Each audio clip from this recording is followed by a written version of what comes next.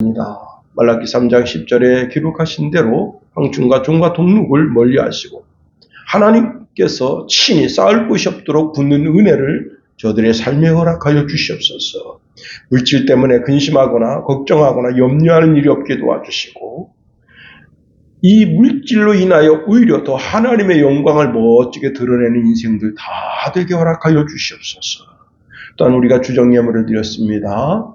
하나님 예물을 흠양하시고 하늘 영광 나타내 주시며 저들의 삶에 모든 기도 제목들이 하나님께로부터 응답받는 심령들 되게 허락하여 주옵소서. 또한 아버지 하나님 주의 전을 달리며 드려지는 모든 헌신을 주님 기억하여 주옵소서. 피아노로 영광 올려드립니다. 교회를 청소함으로 영광 올려드립니다. 식사로 공개함으로 영광 올려드립니다. 차량 운행으로 하나님께 영광 올려드립니다. 귀한 강대상의 아름다운 화분과 또한 음료로 영광 올려드립니다.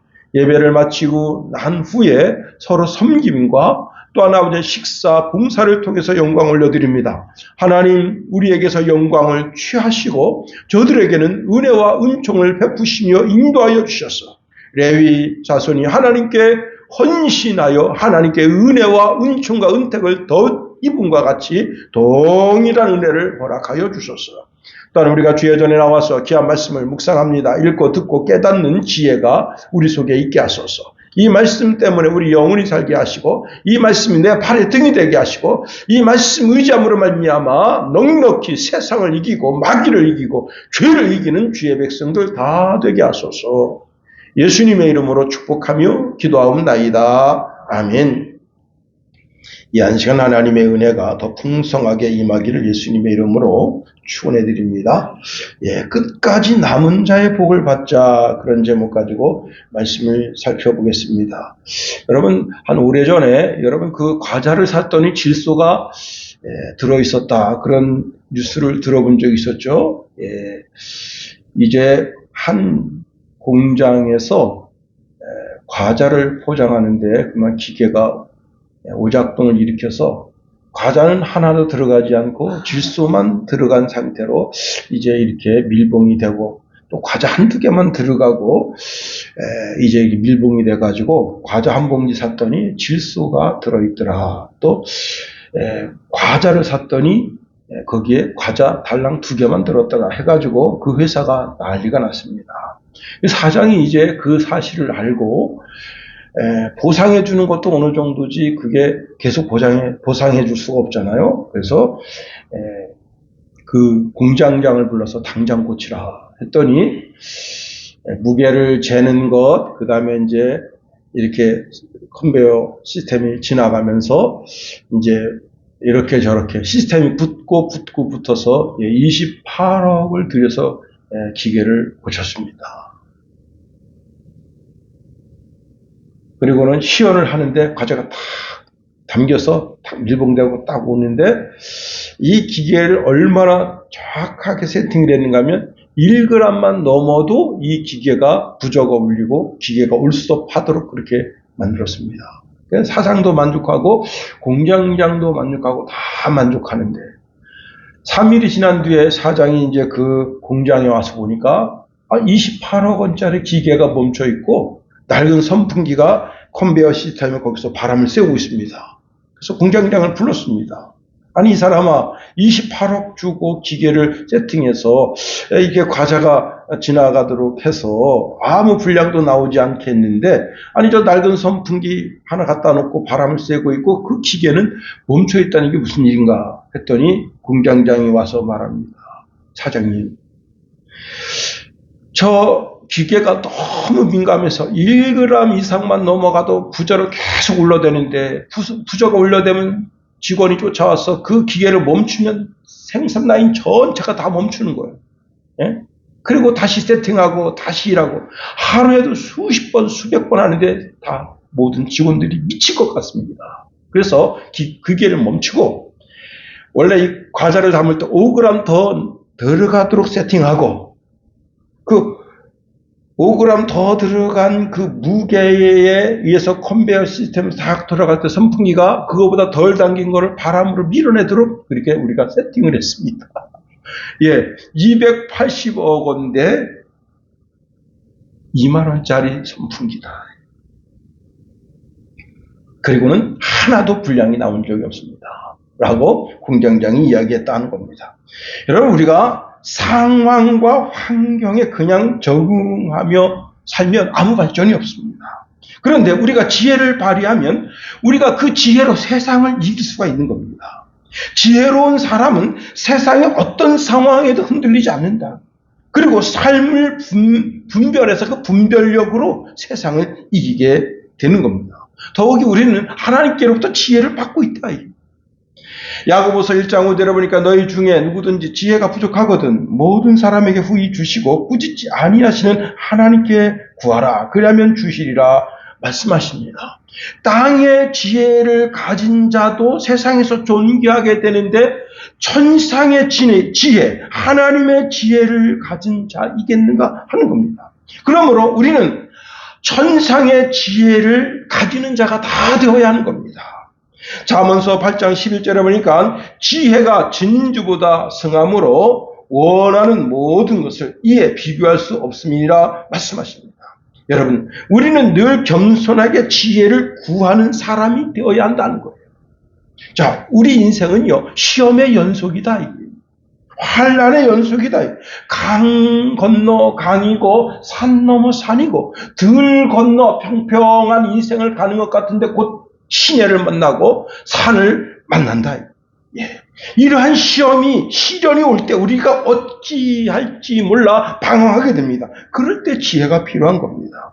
지혜는 우리에게 당한 고난을, 시험을 이기는 힘이라 하는 겁니다. 그래서 여러분, 그 지혜를 가지고 사는 인생이 참 행복한 인생이 되는 겁니다. 자신의 고난을 깨닫고 내 삶에 하나님의 말씀, 즉 하나님의 뜻이 이루어지도록 반응하는 그런 삶을 우리가 살아야 됩니다. 이제는 내 뜻, 내 의지가 아닌 하나님의 뜻, 하나님의 의지가 내 삶 속에 이루어지는 삶을 살아야 됩니다. 자, 우리의 지혜는 어디서 오느냐? 말씀 속에서 온다. 또 지도 속에서 온다 하는 겁니다. 오늘 본문에 보니까 하나님의 열심이 우리 삶 속에서 역사하는데 우리가 하나님의 말씀을 볼 때 그 말씀을 통해서 하나님의 열심이 우리 속에 머물게 되는 것이고 우리가 기도하는 삶을 통해서 하나님의 열심이 우리 속에 머물게 되는 겁니다. 우리가 어려움과 고통에 빠졌을 때 내가 이런 거 하나님께 기도해도 되겠는가 하고 의구심이 들 때 여러분 또 이런 경우도 있잖아요. 내가 잘못했어요. 크게 잘못했는데 내가 이런 걸 하나님께 구해야 하겠는가 하는 생각이 들 때가 있습니다. 제가 이제 자동차 면허를 따고 5일 만에 자동차 사고를 냈는데 아주 대형 사고를 냈습니다. 그때 참 내가 잘못했잖아요. 내가 잘못해가지고 하나님 내가 이렇게 운전 미숙으로 큰 사고를 냈는데 하나님 이거 정말 하나님께 기도해도 되나요? 그리고 제가 정말 거의 한 2시간 동안 묵상으로 기도한 것 같습니다.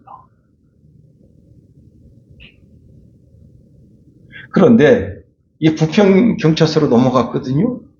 그 부평경찰서로 넘어가서 저는 이제 죽을 죄인이 된 거죠. 남의 멀쩡한 차를 저렇게 많이 망가뜨려 놨어요. 그래가지고 막 죽을 죄인 돼가지고 제가 이제 사실은 교회 전도사인데 이제 지금 알바하면서 이렇게 신학교를 다니고 있습니다. 그랬더니 그 조사관이 김용호 씨는 나가 있으라고. 그러더니요. 제가 이제 문 닫고 딱 나갔는데 이 운전자를 아주 호되게 꾸짖는 겁니다. 보니까 이 사람이 과속을 했어. 과속을 했는데 얼마를 과속했는가 하면 거의 200 가까이 달린 거예요. 당신 죽으려고 작정했냐. 응? 그 사고를 해서 응? 그래서 내가 하나님의 역사하시. 이거로 이런 것도 기도해도 되겠는가? 기도해야 됩니다. 그렇습니다. 우리는 모두는 하나님의 성품을 믿어야 됩니다. 우리 하나님은 인색함이 없으신 분이시다. 우리에게 넉넉하게 채워주시고 넉넉하게 이기는 길을 허락해 주신다는 겁니다. 여러분, 한 시대의 영웅이고 만왕의 왕으로 불리웠던 다윗이 아주 초라하게 사울 왕의 군대에 몰려서 십황무지에 처박혔던 때가 있었습니다. 거기서 그가 간절하게, 정말 하나님 앞에 간절하게 기도를 올려드린 그 기도가 시편 54편이거든요. 3절서부터 제가 5절을 읽어드리겠습니다. 낯선 자들이 일어나 나를 치고 포악한 자들이 나의 생명을 수색하며 하나님을 자기 앞에 두지 아니하였음이니이다. 셀라. 하나님은 나를 돕는 이시며 주께서는 내 생명을 붙들어 주시는 이시니이다. 주께서는 내 원수에게 악으로 갚으시리니 주의 성실하심으로 그들을 멸하소서. 지금 다윗이 여러분 자기 인생에 살면서 가장 잘 아는 지역이 어디입니까? 자기가 살던 지역이잖아요. 그 시팡무지가 자기 유다 백성들이 있는 그 지역이란 말이에요. 그래서 거기 시팡무지가 정말 숨기 딱 좋은 곳이어서 거기 딱 숨었는데, 글쎄 유다 놈들이, 지금 형제 놈들이 자기를 고소를 한 거예요. 야, 유다, 지금 다윗이 여기 숨어 있다. 응? 그래서 사울왕이 군대를 끌고 와서 이산저산 아주 이잡듯이 뒤지고 있습니다. 그런 절체절명의 위기에 다윗이 사람 의지할 것 없다는 것을 깨닫습니다. 그리고 거기서 여러분, 다윗이 아무리 잘 뛰어봤자 기병을 따라잡을 수 있어요? 기병을 어떻게 따라잡습니까? 지금 사울왕의 군대가 기병으로 다윗을 추격합니다. 그럴 때 그 절체절명의 위기 속에서 다윗이 하나님께 올려드린 기도가 바로 이 시라는 사실입니다. 그런데 하나님께서 어떤 역사를 이루시는가 하면 살라하마느고, 분리하는 역사를 이루십니다. 내게 임한 고통, 내게 임한 환난, 내게 임한 시험을 떠나가게 하시는 역사를 이루시는데, 한 사람이 왕에게 와서 이렇게 말합니다. 블레셋 사람이 땅을 침노하니 급히 오소서 하니 바로 목전 앞에 다윗이 있습니다. 그래도 잡지 못하고 그 사울왕의 군대가 뒤로 물러가는 겁니다. 그래서 시편 54편 7절에 이렇게 말씀하고 있습니다. 참으로 주께서는 모든 환난에서 나를 건지시고 내 원수가 보응하는 것을 내 눈이 똑똑히 보게 하셨나이다 말씀하십니다. 그렇습니다, 여러분. 그리고 어떤 시련, 환난, 역경이 와도 그 시련, 환난, 역경을 이겨야 되는 거예요. 그 시련이 나를 잡아먹게 하면 안 되는 거예요. 환난이 나를 잡아먹게 하면 안 되는 거예요. 시험이 나를 잡아먹게 하면 안 되는 거예요. 이번에 이제 한 아버지가 자기 자녀들 전부 독살하고 자기도 죽었습니다. 참 비극이죠. 자기 아내가 이제 이렇게 질병에 걸려서 병원에 입원해 있는데, 그런 상태에서 국가에서 이제 다전야라 그래가지고 얼마가 나오면 140만 원이 돈이 나와요. 그 140만 원 가지고 이제 지금 이제 늦둥이 그것부터 그냥 애들 줄줄이 사탕입니다. 한 애는 어린이집 보내야 되고, 하나는 유치원 보내야 되고, 하나는 초등학교 보내야 되고, 막 이런 상황이에요. 그래도 그 시험, 환난, 역경을 이겨야지. 응? 야, 이거 너무 힘들걸. 못 견디겠네. 그냥 당연히 집안 자살해버린 거예요.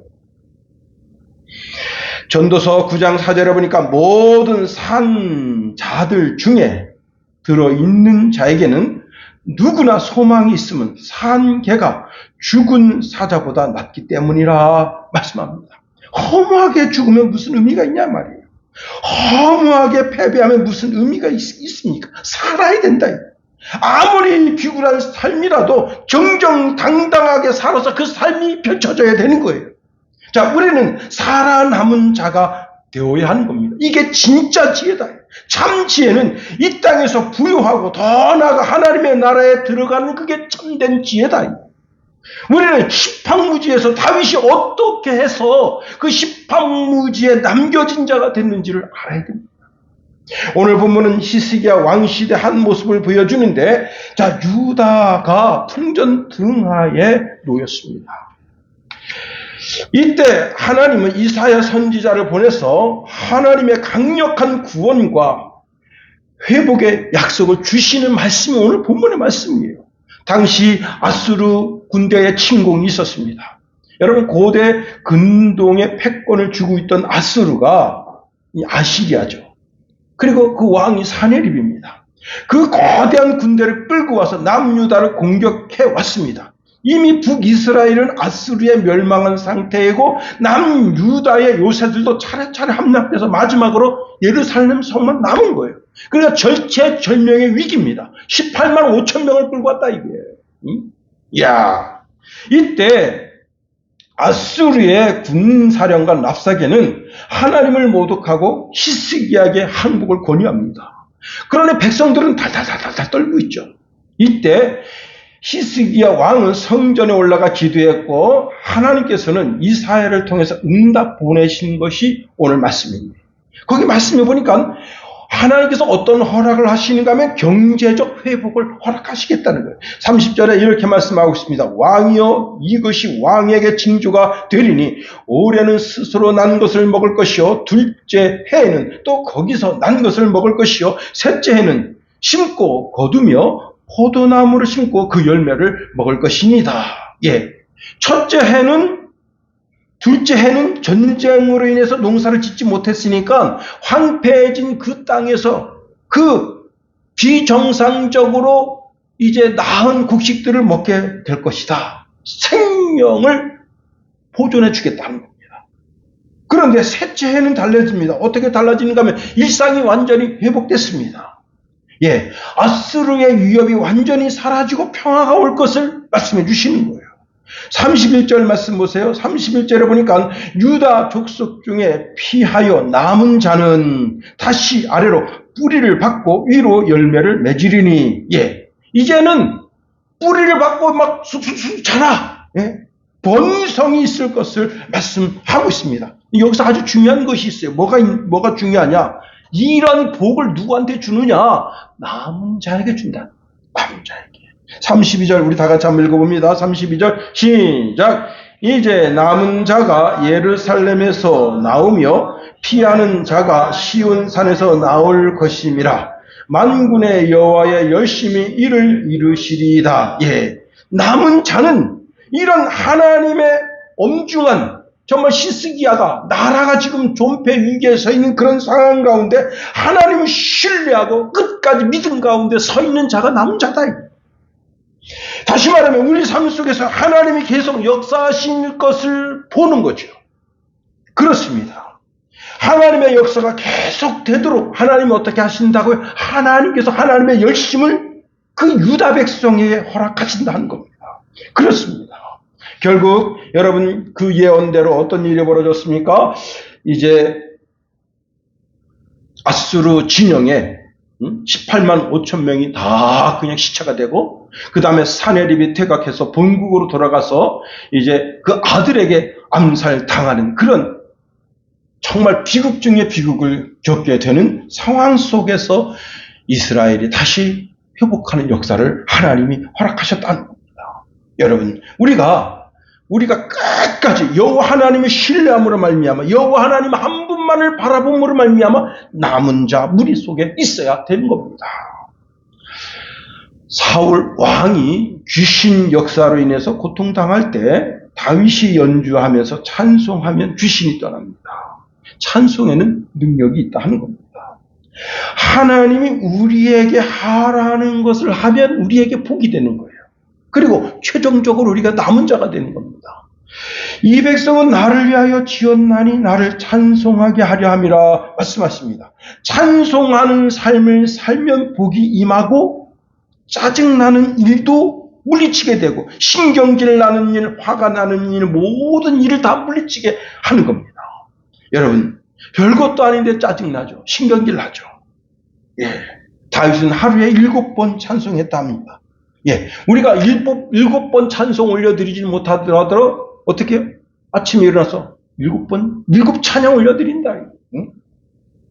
시편 119편 164절에 보니까 주의 의로운 규례들로 말미암아 내가 하루 7번씩 주를 찬양하나이다. 찬송을 부르면 행복하고 죄를 이기고 마귀를 이기고 세상을 이길 힘이 있게 되고 최종적으로 하나님 은혜 가운데 남은 자가 되는 겁니다. 여러분, 우리가 하나님의 말씀을 기억하고 우리가 이제 오늘 주일 안식일을 지키고 있지 않습니까? 안식일을 기억하여 거룩하게 지키라고 한 여호와의 말씀을 듣고 주의 전에 나와서 예배하는 자야말로 어떤 자들이냐? 남은 자가 되는 겁니다. 이렇게 말씀하고 있습니다. 그러므로 나 여호와가 안식일을 복되게 하여 그 날을 거룩하게 하였느니라 말씀하십니다. 여러분, 부모님을 공경하라. 여러분, 하나님의 말씀을 지켜 준행하는 자. 성경에 이렇게 말씀하고 있습니다. 내 아버지와 어머니를 공경하라. 이것은 약속이 있는 첫 계명이니 이로써 내가 잘 되고 땅에서 장수하리라. 자, 이 하나님의 약속이 있는 축복의 말씀을 지켜 준행하는 자가 바로 뭐예요? 남아있는 자다. 우리가 길을 가면서도 찬송을 부르고 집에서도 찬송을 부르고, 여러분, 찬송할 때 우리가 하나님이 나를 지으신 목적을 이루고 기도할 때 하나님의 은혜가 내 삶 속에 머물고 내가 거룩하게 주의를 지켜 준행함으로 말미암아 하나님의 약속의 말씀을 지킴으로 말미암아 하나님도 그 약속을 지키신다 하는 겁니다. 여러분, 우리가 끝까지 남은 자가 되어야 한다 하는 겁니다. 끝까지 남은 자에게는 자연적인 복, 생명의 복, 경제의 복, 하나님의 열심히 내 삶 속에서 역사하는 복을 허락하신 겁니다. 그렇습니다. 요한복음 6장, 여러분 얼마나 중요한 성경입니까? 저는 참 요한복음 6장을 읽을 때마다 그리스도의 예수의 몸을 먹고 그 피를 마시는 그 생명의 현장에 들어갈 때가 많습니다. 가장 중요한 핵심 구절이 많지만 요한복음 6장 54절 55절에 보니까 내 살을 먹고 내 피를 마시는 자는 영생을 가졌고 마지막 날에 내가 그를 다시 살리리니 내 살은 참된 양식이요 내 피는 참된 음료로다 말씀을 하십니다. 그런데 그 벳세다들 역에서 수많은 사람들이 이 말씀을 들어요.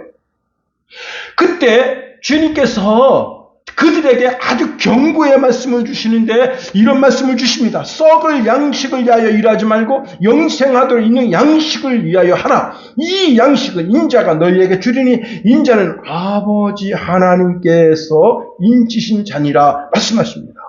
자, 이들이 그 벳세다들 역에서 말씀을 듣고 예수님을 강제로 왕으로 세우려고 하는데 그 이유가 뭐냐면 예수님께서 보리떡 5개, 물고기 2마리 그거 가지고 그냥 축사하니까 그냥 이건 장정만 5,000명이 그냥 먹은 거예요. 경제적인 문제가 그냥 해결된 거예요. 그러니 예수님을 왕으로 앉혀놓고 그냥 맨날 오병이어만 갖다 주면 우리 다 먹고 산다 이게. 그래서 억지로 예수님 임금님 세우려 하니 예수님께서 썩을 양식 위해서 일하지 말라 이게. 책망했습니다. 그리고는 이 말씀을 주신 거예요. 그랬더니 이들이 반응이 나왔습니다. 요한복음 6장 66절에 보니까 그때부터 그의 제자 중에 많은 사람이 떠나가고 다시 그와 함께 다니지 아니하더라 말씀했습니다.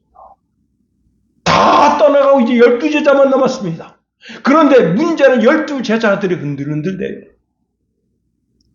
다시 말하면 12제자도 예수님을 떠나가려고 하는 그런 마음의 의중이 그 속에 있으니 예수님께서 이렇게 물었습니다. 너희도 가려느냐? 베드로가 이렇게 고백했습니다.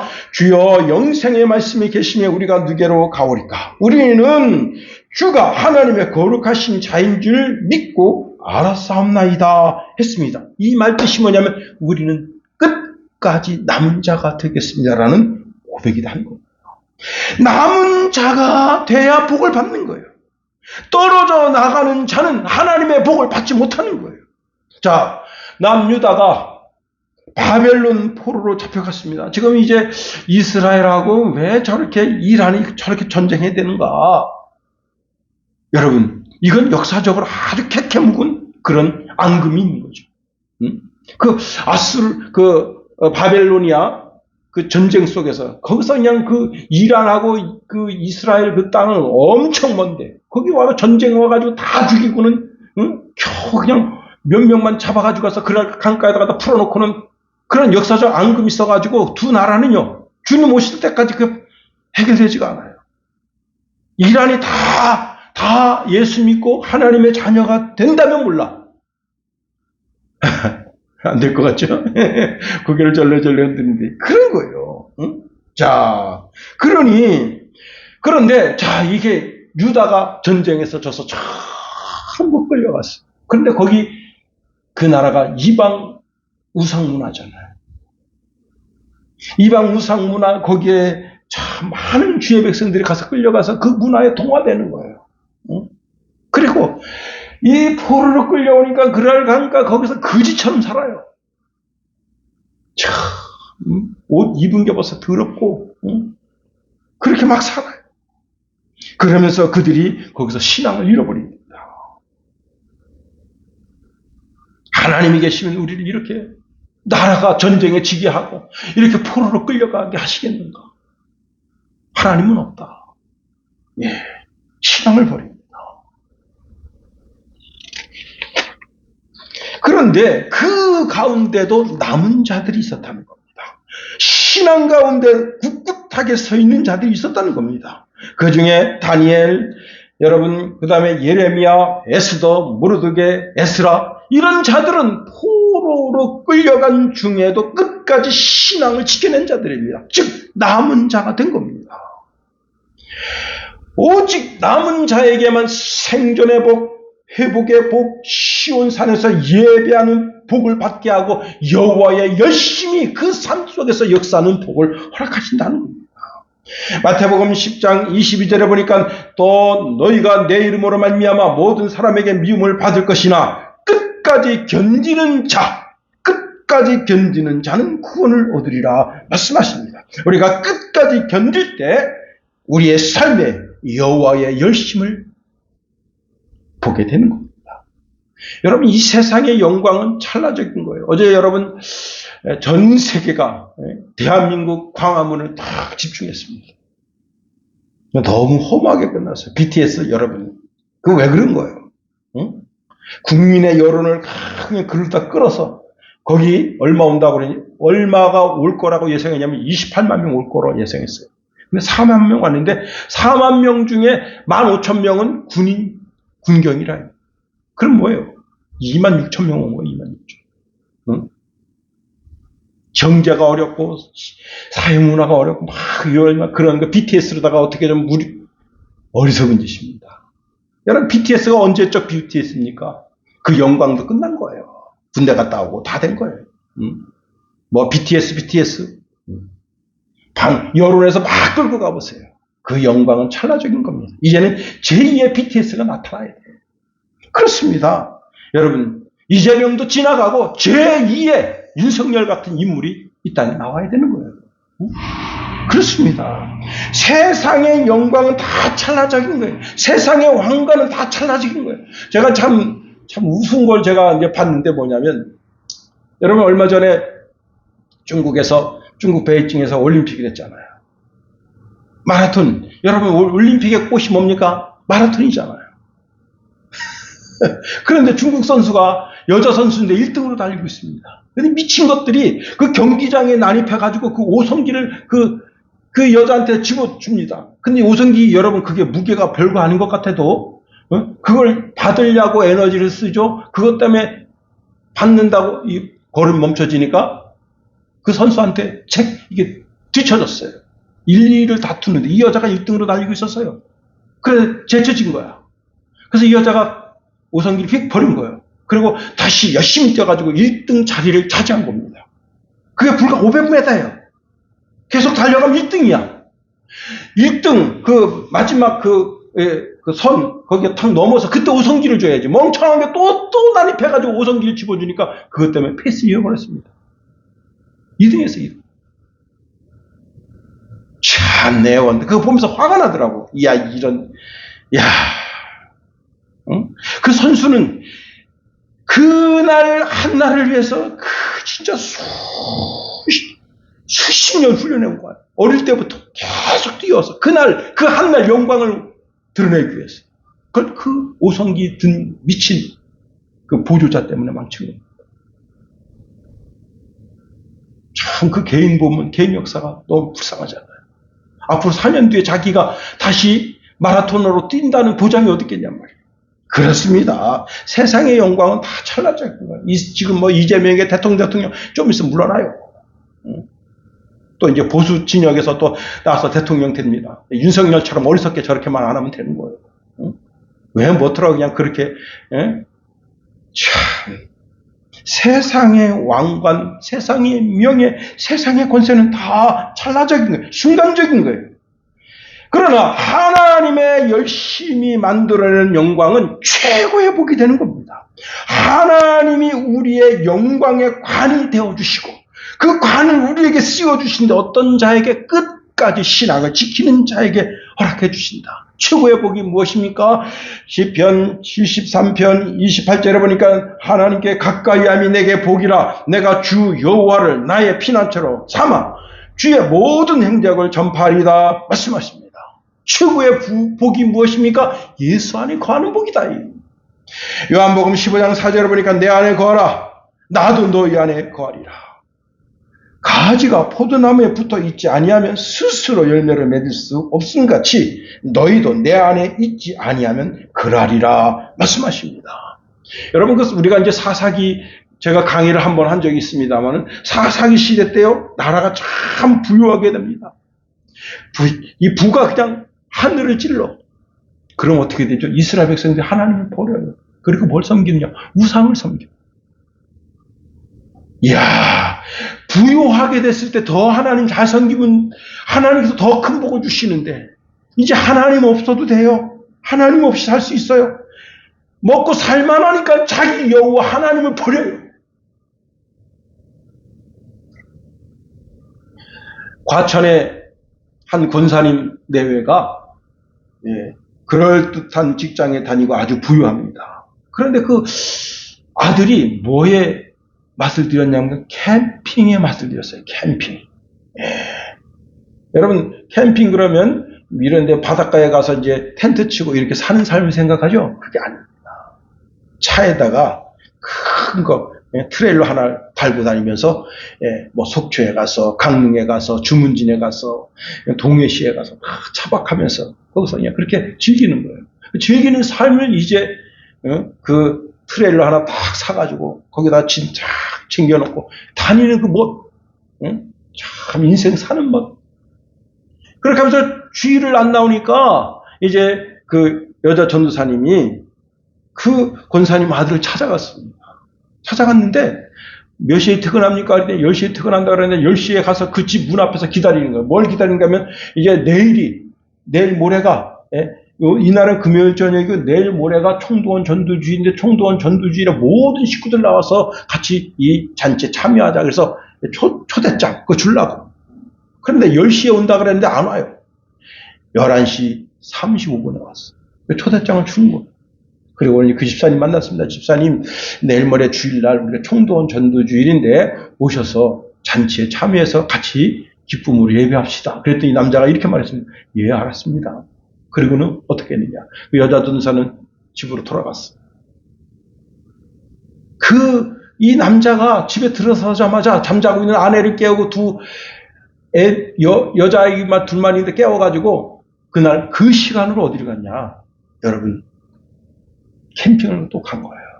가는데 가평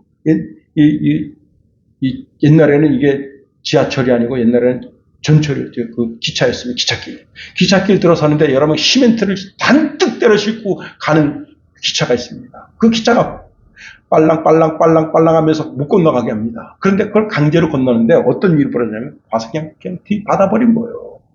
전면을 받아버렸는데 그 아내하고 아들이 그냥 그 자리 즉사했어요. 그 뒤에서 자고 있던 애들만 살은 거예요. 여러분, 토요일 아침 됐는데 권사님 전화 왔습니다. 전사님, 큰일 났습니다. 왜요? 우리 아들 내외가 그만 즉사했습니다. 아이, 무슨 소리예요? 제가 어젯밤 11시 35분에 만나서 내일 모레 총도원 전도주일 오라 할 때 그때 오겠다고 했는데 그게 아니고요. 그 밤에 캠핑 간다고 그 차 끌고 가다가 그 시멘트를 잔뜩 때려 싣고 가 있는 그 기차하고 부딪혀서 그 차에서 즉사했다는.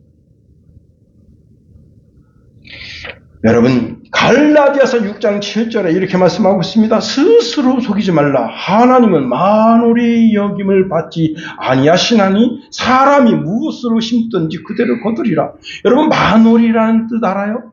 이게 제가 찾아보니까 우습게 보고 함부로 대하거나 아주 가볍게 여기는 태도를 만홀이라 한다는 거예요.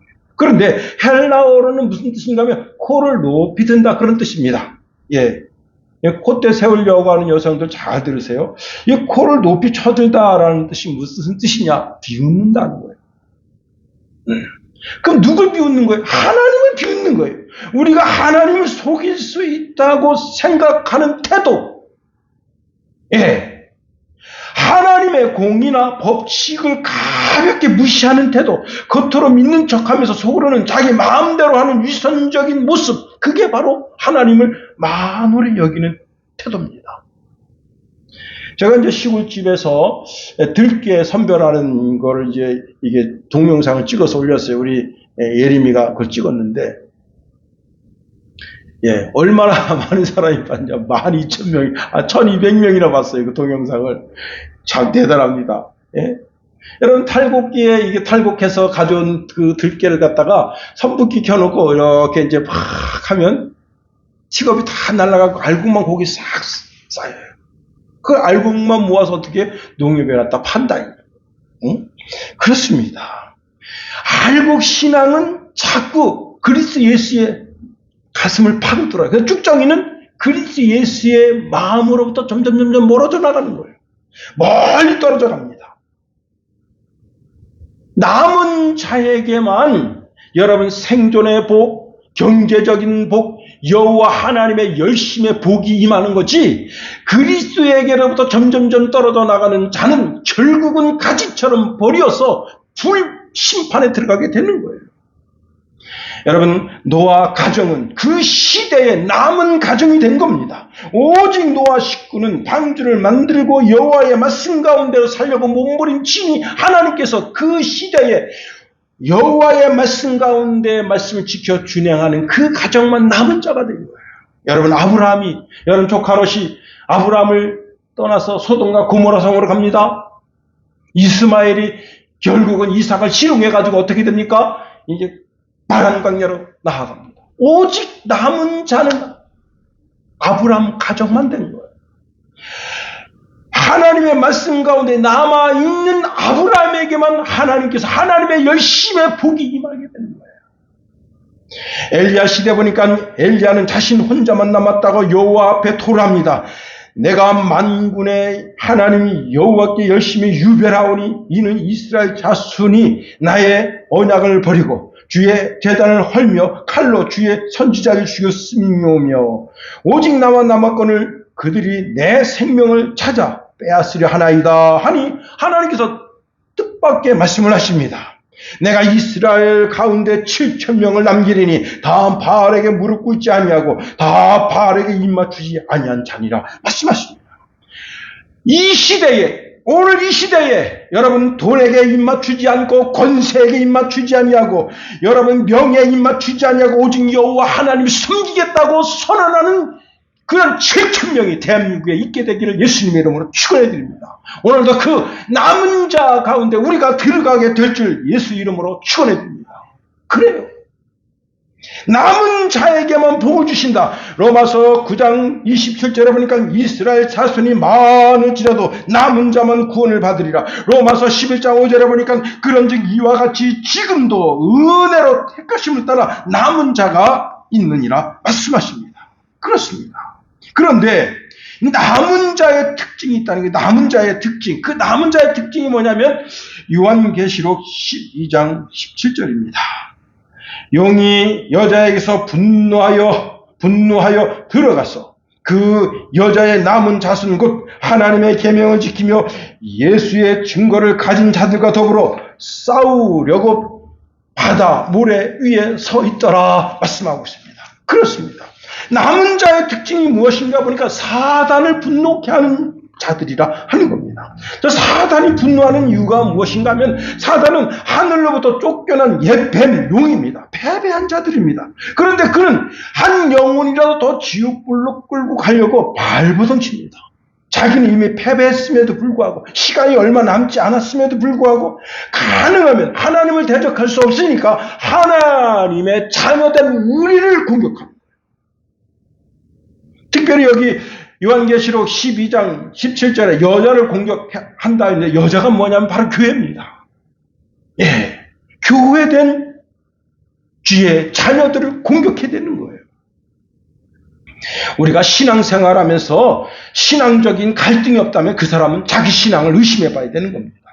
예, 우리의 삶에 이유 없는 공격과 시험을 만납니다. 그게 뭐예요?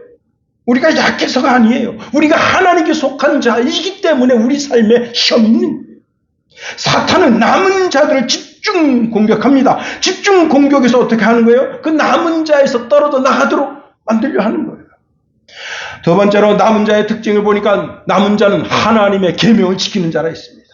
그 삶이 신앙으로 입증되는 자다. 말로만 계명을 떠드는 자가 아니라 삶으로 그 말씀을 지켜내는 자라 하는 겁니다. 여러분, 삶으로 말씀을 지켜내는 그 삶을 통해서 지켜내는 말씀이 무엇입니까? 서로 사랑하라. 서로 사랑하라. 이것은 그리스도의 최고의 법이라 했습니다. 세 번째로 끝까지 남은 자의 특징이 무엇인가 보니까 그리스도 예수의 증거를 가진 자들이겠습니다. 예수의 증거를 가진 자는 즉 복음을 전하는 자들이다. 입술로 복음을 전하고 삶이 전도지와 같은 삶을 사는 자들입니다. 어느 한순간이라도 예수님 부인하지 않고 그렇습니다. 어떤 핍박과 시련과 환난이 와도 여러분 이승만 대통령이 그 감옥에서 이제 그 정말 자기 처지가 불행하잖아요. 자기는 그래도 이씨 왕족인데 그 교도소에 처박혀서 그렇게 있을 때 그를 돕던 선교사가 계속해서 신방을 갑니다. 거기서 그가 그리스도를 영접하고 새롭게 거듭남을 통해서 여러분 어떻게 했습니까? 그 교도소를 전도했잖아요. 매일같이 46명이 자기와 같이 예배를 드렸다. 교도소가 천국이 된 겁니다. 이게 여러분 남은 자의 특징이다 하는 겁니다. 남은 자의 특징을 보니까 또 어떤 특징이 있는가 하면 더불어 싸우려고 바다 모래 위에 서 있는 자라는 거예요. 많은 나라들이 이제 미국이 왜 이란을 침공했는지 그 이유를 잘 파악하지 못하고 어제 제가 그 9시 뉴스 끝나고 나서 이제 그 게스트들 모여가지고 떠드는데 그 여자 아나운서가 참 여러분 우리나라가 어떻게 했습니까? 이 좌파 정권이 북한에다가 돈 갖다 줘가지고 좌파 정권이 그 돈으로다가 북한이 핵 만들었잖아요. 그런 핵을 머리에 이고 사는 거예요.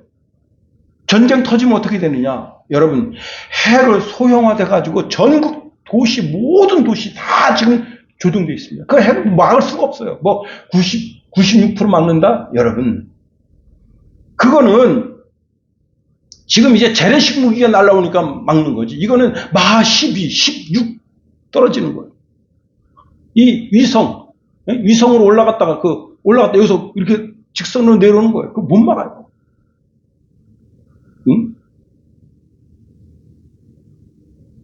참 정신 바짝 차려야 됩니다. 지금 미국이 왜 침공했느냐? 그 이유 중에 하나가 뭐냐면 우라늄을 지금 농축하고 있다 이게. 응? 450g을 농축하고 있는데 그러다 핵탄두 만든다. 그 핵탄두 만들면 어디 날아가겠습니까? 이스라엘이지. 그 이스라엘이 제 나라 좀 터질까봐 미국을 이렇게 추석추석 해가지고 전쟁 일으킨 거 아니에요? 응? 그렇습니다. 그런데 여기 이 남은 자의 특징이 뭔지 아세요? 모래 위에 서 있다. 모래 위에. 모래 위에 서 있다는 건 뭐예요? 여러분 집도 모래 위에 서 있으면 집이 무너지잖아요. 지금 여러분 아무리 신앙에 올곧은 성도라도 모래 위에 서 있으면 어떻게 해요? 모래가 자꾸 꺼져. 응? 그렇습니다. 다시 말하면 모래 위에 서 있다고 하는 것은 올곧게 서 있지 못하는 건 자꾸 흔들리는 상태에 있다는 거예요. 흔들리는 상태에 있으면서도 내가 싸워야 될 대상이 누군지 분명하게 하는 거예요. 그렇습니다. 여러분, 이제 말씀을 마칩니다. 끝까지 남아있는 자에게 하나님께서 어떻게 해요? 생존의 복, 자연적으로 살아남는 복, 경제의 복, 더 나아가 여호와의 열심히 임하는 복이 임하게 되는 거예요. 저와 여러분 끝까지 남아있어서 여호와의 은혜 가운데 하나님이 성경에 기록하신 모든 복을 받는 저와 여러분이 되기를 예수님의 이름으로 축원해드립니다. 기도하겠습니다. 하나님, 우리를 붙드시며 인도하소서. 끝